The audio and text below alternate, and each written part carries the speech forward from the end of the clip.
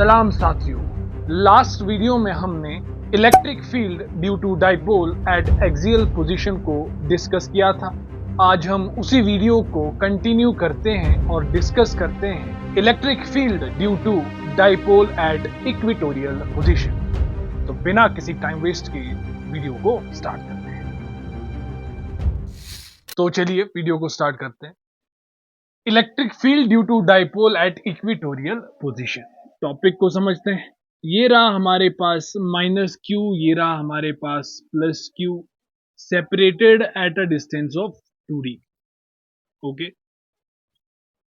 ये रहा हमारे पास इक्वेटोरियल पोजीशन, मतलब ये जो लाइन है ये परपेंडिकुलर है और बाइसेक्टर भी है, तो ये हमारे पास इक्वेटोरियल पोजीशन हो।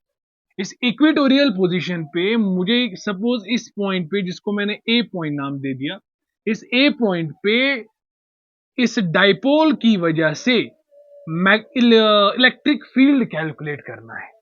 जो डाइपोल आपको दिख रहा है, इस डाइपोल की वजह से ए पॉइंट पे, जो कि इक्वेटोरियल पोजीशन पे है, इसकी वजह से मुझे इसमें इलेक्ट्रिक फील्ड कैलकुलेट करना है। कैसे करेंगे वो देखिए भाई साहब, थोड़ा बड़ा डायग्राम बनाता हूं। देखो, ये रहा हमारे पास माइनस क्यू, ये रहा हमारे पास प्लस क्यू, ये रहा थ्योरी, ये रहा इक्वेटोरियल पोजीशन, ये रहा ए पॉइंट। ठीक है, ये परपेंडिकुलर है, बाइसेक्टर है, तो मुझे इसे ए पॉइंट पे करना है। वही प्रिंसिपल ऑफ सुपरपोजिशन कहता है, इसकी वजह से निकालो, इसकी वजह से निकालो, वेक्टर सम कर दो, खट से निकल के आएगा।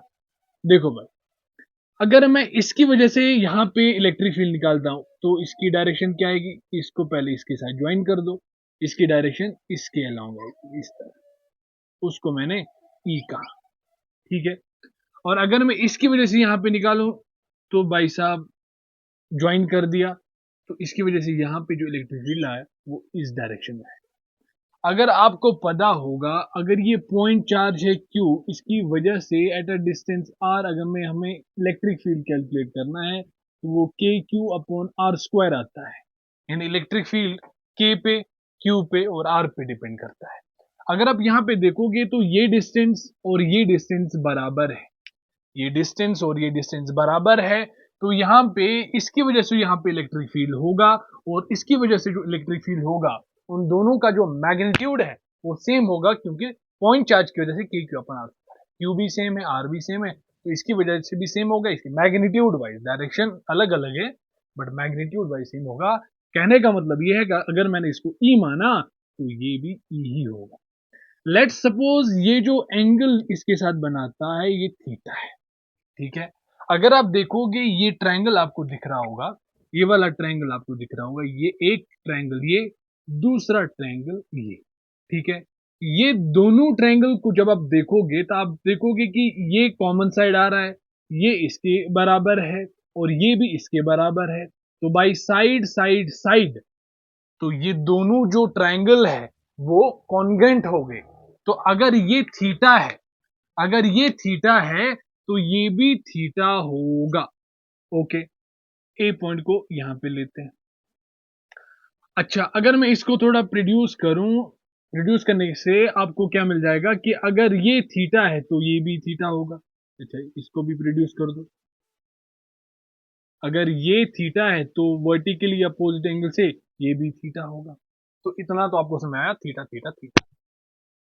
अब देखो भाई साहब, अगर मैं इसके कंपोनेंट्स लेता हूं तो इसके कंपोनेंट, एक तो मैं इसके अलोंग लूंगा E cos थीटा और एक होगा इसके परपेंडिकुलर E sin थीटा।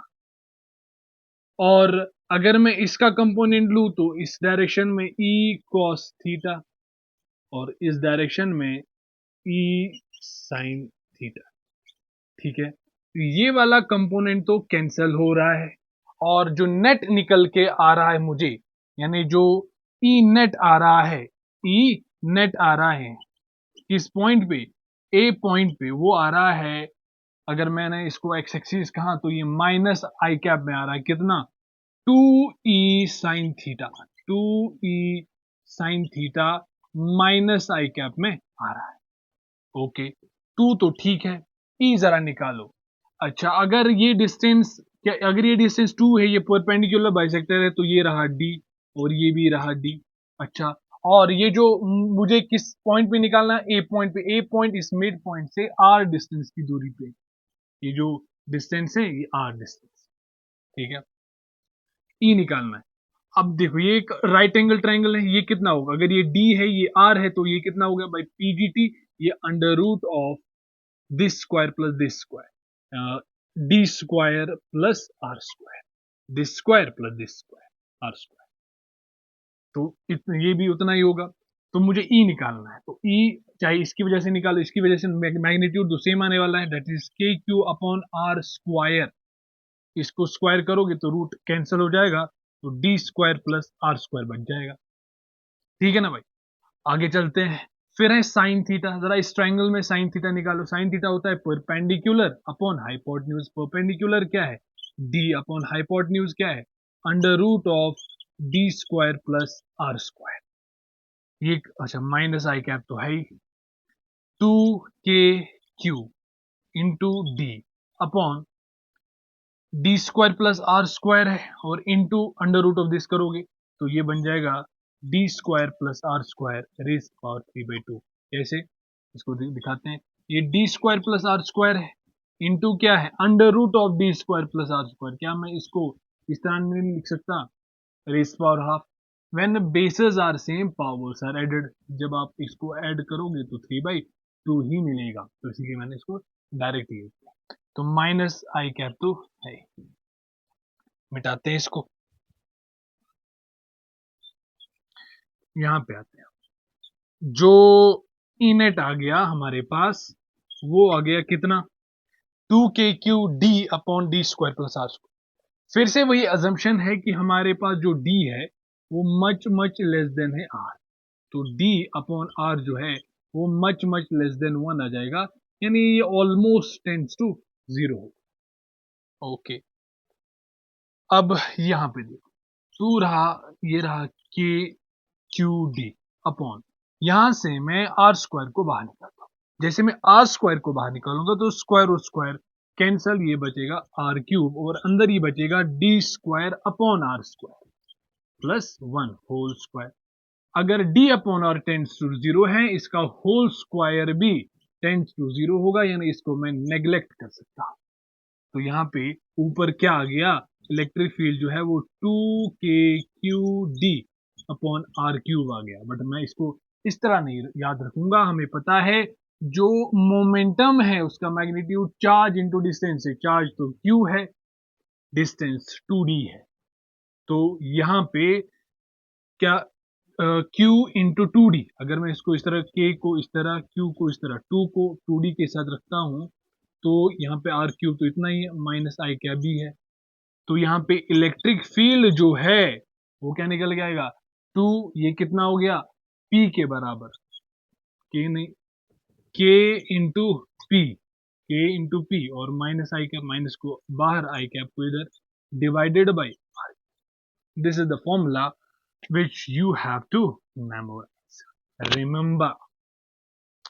यानी ये जो फॉर्मूला है आपको याद रखना है, इक्वेटोरियल पोजीशन पे किसी भी डिस्टेंस पे निकालना है, तो आपको kp अपॉन r³, मैग्नीट्यूड ये तो रहा मैग्नीट्यूड, और डायरेक्शन माइनस, ठीक है ना। इसी तरह फॉर्मूला इसका, this is electric field due to dipole at equatorial position, minus kp upon r I cap, ठीक है ना भाई। तो अब हम नेक्स्ट वीडियो में इलेक्ट्रिक पोटेंशियल को डिस्कस करेंगे। आज की इस वीडियो को यहीं पर रखते हैं, मिलते हैं अगले वीडियो में, मिलते हैं अगले वीडियो में, तब तक के लिए अपना ध्यान रखें।